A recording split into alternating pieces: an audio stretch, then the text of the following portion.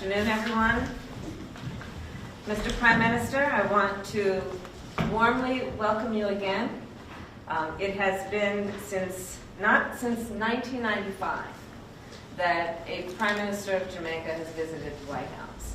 And so President Joe Biden and I are very honored and very excited about your presence here today to reaffirm the strength of the relationship between the United States and Jamaica and the Caribbean as a whole, but also on this, the 60th anniversary, not only of Jamaica's independence, but of the diplomatic relationship between Jamaica and the United States. As I told the Prime Minister privately, and I will say it again publicly, this is a very important relationship to the United States. We take very seriously our membership in the Western Hemisphere, and we are acutely aware of the interconnection and interdependence between the United States and Jamaica. As a point of personal privilege, I grew up going to Jamaica. My family, half of my family, is from St. Anne Parish in Jamaica, and I know I've shared that history with millions of Americans who have their roots through the generations in Jamaica.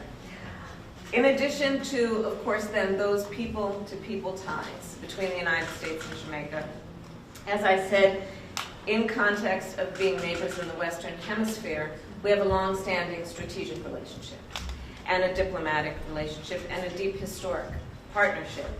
And it is in furtherance of that I'm proud and pleased to announce today 3 specific initiatives that the Prime Minister and I discussed that are in furtherance of the strength and the importance of that relationship.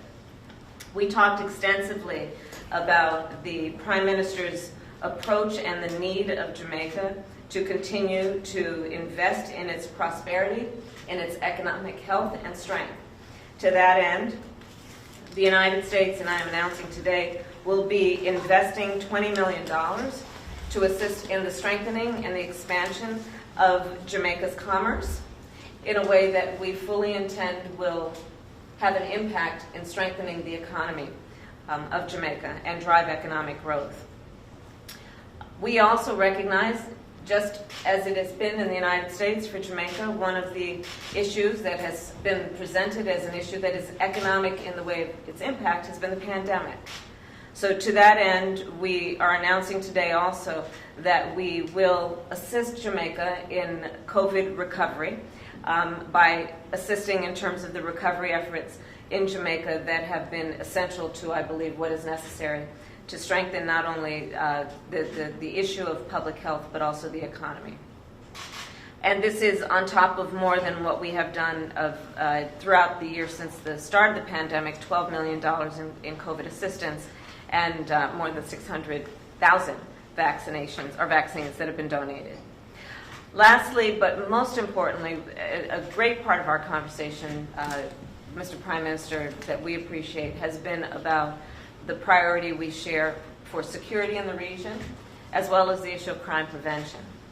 So we discussed, of course, the priority that your government places on both those issues, and we agree that one area of important focus is on youth and on, as you said, the human capital of Jamaica.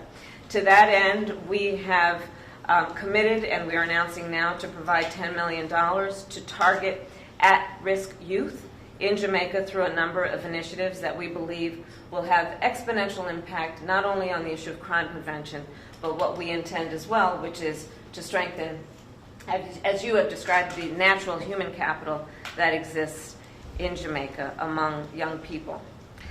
And finally, our conversation spanned not only those issues, but issues that are about a global significance. And to that end, I thank the Prime Minister for the leadership that he has offered in the context of votes that have been taken in the United Nations, and in terms of Jamaica's strong stand in joining the United Nations and the United States in condemning Russia's aggression in Ukraine. We also discussed quite extensively the impact of the climate crisis on island nations, and in particular on Jamaica. We discussed, and from my perspective, I recognize and we recognize that the world's emissions have an outsized effect in the Caribbean, including on Jamaica. And I thank the Prime Minister for his leadership in that regard, and we are eager to partner with the Prime Minister on what we can do to invest and prioritize climate resilience, but also an investment in renewable energies, understanding that this is about energy sources, and it is also about human capital and development and supporting the economy there. So, in conclusion, I will say that the United States and Jamaica continue to be close friends with many, many issues in common, and this partnership is an important one and an enduring one for the United States, and we look forward to strengthening and continuing to strengthen the relationship. Mr. Prime Minister, again, welcome and thank you. Thank you, Madam Vice President. Good afternoon, everyone. Ladies and gentlemen, it is a great pleasure to be hosted here at the White House.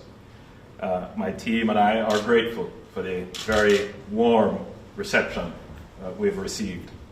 Madam Vice President, from the outset, let me say thank you for the announcements that you have made for support for Jamaica in the areas of commerce, health and COVID-19 recovery, and for us, very importantly, human capital development. And also for the commitment for further strategic dialogue as to how Jamaica and the region on a whole can be supported, particularly in transitioning our democracies into prosperous economies. And that has been the essence of our conversation. Madam Vice President, let me say that you have been a source of inspiration and great pride for many Caribbean people, in particular our young women in the region. And we are indeed seeing an increase in the political participation of young women, and this diversity in the political space will augur well for the region. And I want to congratulate you on your leadership and your accomplishments. Thank you. This visit takes place in the context of Jamaica celebrating 60 years of independence and 60 years of diplomatic relations with the United States. The United States was one of the first countries to recognize newly independent Jamaica. And we have had that very strong relationship since. The United States and Jamaica enjoys strong people-to-people economic and development partnerships, and we're very proud of our continued strong relationship.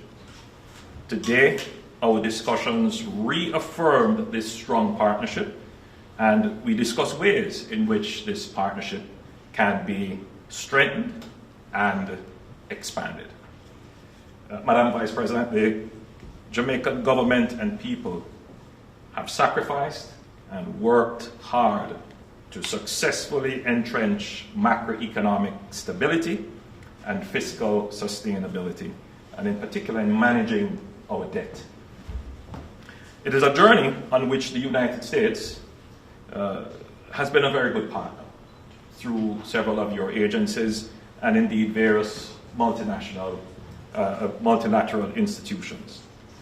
Jamaica today is a model of a small, open economy which has transitioned its public financial management into a stable and financially prudent one. To secure these gains, we must now turn our attention to addressing the vulnerabilities that have been exposed within the context of a pandemic and other global developments, particularly in relation to energy security. In this regard, growth, infrastructure, human development, national security, and as noted, energy security are areas of priority. We believe these areas also coincide with the United States' interest in ensuring that the region is secure, peaceful, stable, and prosperous. We have presented an overall plan to secure Jamaica's prosperity and growth, and have provided an outline on how our focused partnership with the U.S. can deliver on the promise of the great future that Jamaica envisions, particularly as we herald in our 60th year of independence. In this regard, Jamaica will redouble our efforts in tackling illegal trafficking of weapons and persons, the lottery scam, and other transnational crimes. To address this in a decisive way, we are seeking to foster increased partnerships and collaboration on information and intelligence sharing, extradition, and other law enforcement efforts. On the economic development front, we reiterated that we would welcome refocused attention on Jamaica in areas of security, energy, capacity building, infrastructure, and nearshore digital technology hubs. Madam Vice President, I thank you for your time today, and again, we welcome the announcements you have made in support of Jamaica. Our strong and deep relationship with the United States is built on our shared democratic values and principles. It is an enduring relationship. We look forward to working with you to leverage the strength of our partnership to enhance the security, peace, well-being, and prosperity of the region. Thank you. Thank you, Mr. Prime Minister. Thank you. Vice President Harris, do you think Russia is negotiating in good faith with Ukraine? Thank you.